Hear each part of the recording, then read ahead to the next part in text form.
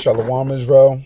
I'd like to give all praises, honor, and glory to Yahweh, Ba'ashim Yahushai, Ba'ashim Kakwadash, double honors to the apostles and the elders, great millstone, and Shalom to like up there doing this work of faith and labor of love, truth, sincerity. And as you can see on the screen right before you, it says Libya slave trade, and the title of this video says Muslim Arabs are enslaving blacks and selling them for $500.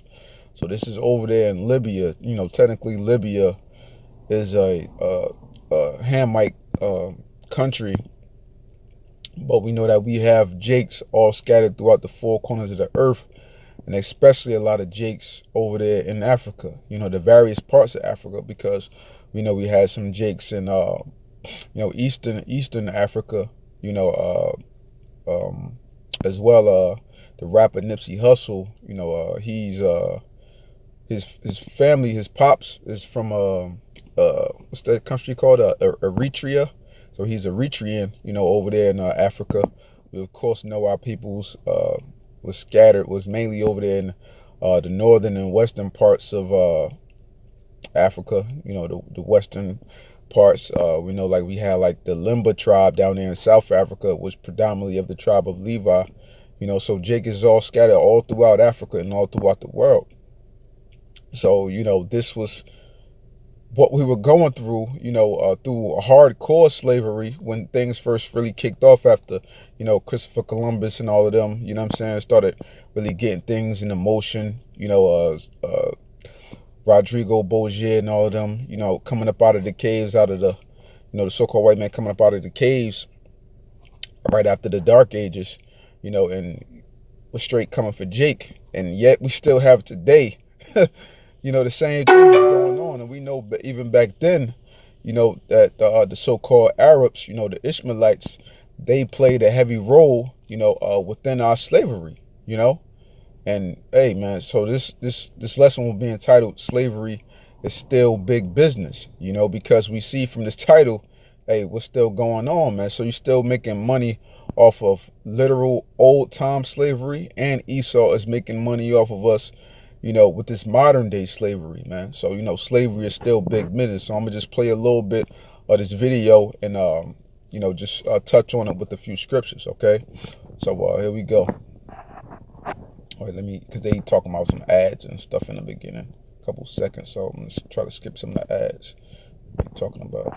BlackBusinessSchool.com to learn about financial literacy and how you can grow your business today. Slavery is thriving in Libya, where thousands of Africans hoping to get to Europe instead find themselves bought and sold, forced to work for nothing, facing torture at the hands of their owners. The story of Aikunob, documented by BuzzFeed News, shows the nature of this menace. Aikunob was captured by men who brutally assaulted him and called his sister to give them $1,650 American dollars for his quote-unquote freedom. They wanted his mother's number, but he gave them his sister's so that his mother would not know what was actually happening. He had told his mother that he was working in a shipyard job and that they would soon drink to his new job. Aikunob's family paid around $5,500 US before he was set free. However, the person who Aikunob thought had come to rescue him had actually bought him. Extortion is so widespread that captives even have a market value depending on which country they're from.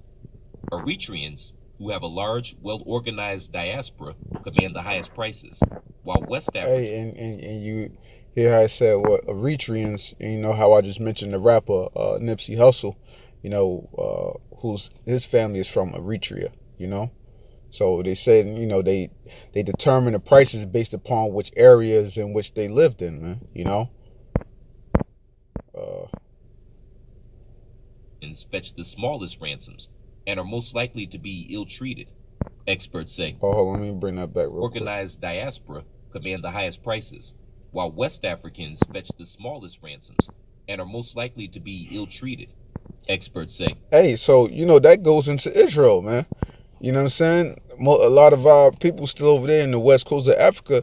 So they said, what, we go for the lowest prices and are the most ill-treated. Isn't that Isn't that the moniker of Jake, to be the most ill-treated people upon the face of the earth, right? I'm just want to go to a scripture real quick.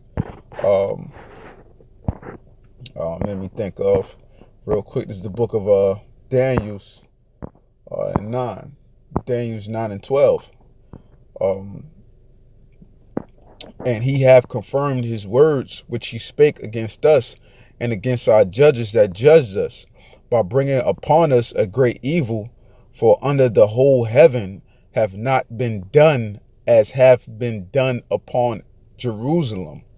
Okay, so no other nation has suffered ever since this world has been created as much as the Israelites have suffered, man.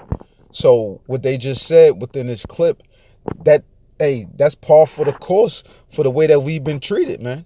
Every time we've been in the hand of our oppressors, every time we've been in the hand, of our enemies, the other nations, man. Every single time. I'm gonna play a little more of this video. EU officials who have denounced the inhumane conditions in detention centers nevertheless say they have no alternatives. Libya is a sovereign country, and we need to be working in close partnership with the Libyan authorities, an EU spokesperson said. We're not turning a blind eye to the situation. We're trying to do our best in the situation that is not easy. In 2017, the African Union began to take a bigger role, which has helped.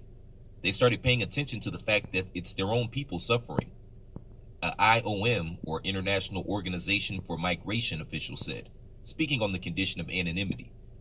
It became easier, for example, for trapped people to obtain papers to allow them to leave the country. That helped some 20,000 people return to their country. All right, yeah, they ain't talk about too much else in this video. But yeah, pretty much from the lesson, you get the point, that slavery in its rarest form is still going on within this present time, man. And, a lot of common things that happen, back in the day, so to speak, is still happening now. But you just had a so-called white man. I forgot what the incident that just recently happened, I think it was like 2 days or 3 days ago, where he got off of beating up a so-called black woman, you know what I'm saying? And he got off, also this Edomite that just recently shot a Jake in a parking lot, for no apparent reason, all over a parking spot, and hit him in his spine and paralyzed the Jake, man. So we still see, that these things are still constantly happening, man. Why? Because history repeats itself. The scriptures say that no new thing is under the sun, man. So all we're seeing is the repeated things that have happened from present time within our history, man. Okay? So, real quick, this is Deuteronomy 28 and 68. And the Lord shall bring thee into Egypt again with ships, by the way whereof I spake unto thee, thou shalt see it no more again. And there ye shall be sold unto your enemies for bondmen and bondwomen, and no man shall buy you. So, like I said, we still see this going on until this present day. And just to show, a further example, because, them so-called Arabs, the Ishmaelites, they had a hand in our slavery as well. Which brothers already know, but for the people who don't know, this Joel 3 and 1. For behold, in those days and in that time, when I shall bring again the captivity of Judah and Jerusalem. So what? The Lord brought this captivity upon us again, upon a whole nation once again, just like how we went through in old Egypt, right? I will also gather all nations and will bring them down into the valley of Jehoshaphat, and will plead with them for my people and for my heritage Israel, whom they have scattered among the nations and parted my land. So we see that we scattered all over the place. We all throughout the four corners of the earth, and our land is split up between the so-called Arabs and the so-called Jews, man. These gutter rats, all right? Verse 3, and they have cast lots for my people, and have given a boy for a harlot, and sold a girl for wine that they may drink. O ye, and all this is very well documented during the 1600s, man, right? Yea, and what ye have ye to do with me, O Tyre and Zidon, and all the coast of Palestine? What? That's all of the Hamites, because they controlled this area before we did, man. And they were more numerous than we were, right? will ye render me a recompense? And if ye recompense me swiftly and speedily, will I return your recompense upon your own head? Because ye have taken my silver and my gold, and have carried into your temples my goodly and pleasant things. The children of also of Judah and the children of Jerusalem have ye sold unto the Grecians, that ye might remove them far from their border. Behold, I will raise them out of the place whither ye have sold them, and will return your recompense upon your own head. And I will sell your sons and your daughters into the hands of the children of Judah, and they shall sell them to the Sabeans, to a people far off, for the Lord have spoken it. So all throughout, the slavery times, and what it was, you had the so-called Africans, the so-called Arabs, and you damn Edomites, that all played a hand within our slavery. That's why when they get us into, the departing our land at Tyre and Zidon, and then sold them to the Grecians, what is naming these three nations that had a hand in our captivity, and it still had their hands knee deep in our captivity, and as far as oppressing us, man, because they know who we are at the end of the day, right? Gamal Abdul Nasser, he proved that with his quote, man, that they will never accept them because they left the land black and came back white, So these nations, they know what time it is, man, but what? Slavery is big business, and mainly the slavery and the conditioning, of the so-called blacks, Hispanics, and Native Americans. That's what's big business, because we bring the most economy unto this place, man. They say just the so-called blacks alone within America, has buying power up to $1.5 trillion, man. So we run this society, man. But what? Everything is turned upside down for us because we were brought here for our slavery, for our punishment, but not for our destruction. But our deliverance is coming real soon, right? So I wanted to go to real quick, Zechariah 11:5. Zechariah 11:5, it says, I'll start at verse 4. It says, "Thus saith the Lord, my power, feed the flock of the slaughter, whose possessors slayed them," right? Who are our possessors? The so-called white man. They run us right now, right? "Whose possessors slayed them, and hold themselves not guilty." And, you can check this out from goodbye Uncle Tom, man. How you had that devil praying down at his bed and said, "Lord, I'd like to thank you for my slaves and for my woman," and, all of this. They didn't hold themselves guilty. They still don't hold themselves accountable for anything, man. Because look at how they move. They not, we got our people out here looking for reparations, looking for this, constantly looking for a handout from the so-called white man, but they ain't guilty about nothing, man. They use you as the working force, period. Watching videos from Dr. Claude Anderson earlier, and he mentioned how 87% of the wealth of the powers that be, these Edomites, the so-called white people, is unearned income. Unearned income meaning they didn't actually work for it, okay? They got their income off the backs of so-called blacks, Hispanics, and Native Americans. That's unearned income. 87% of their wealth, man. So that tells you who's putting all the work in to make America so-called great when America was never truly great. That's the Israelites, man. We bring everything to this economy, to the society, and we built up this place, man, right? "Whose possessors slay them, and hold themselves not guilty. And they that sell them say, Blessed be the Lord, for I am rich, and their own shepherds pity them not," man. Like I said, slavery is big business, man, right? One more scripture I want to bring out real quick is the book of Baruch 3, and I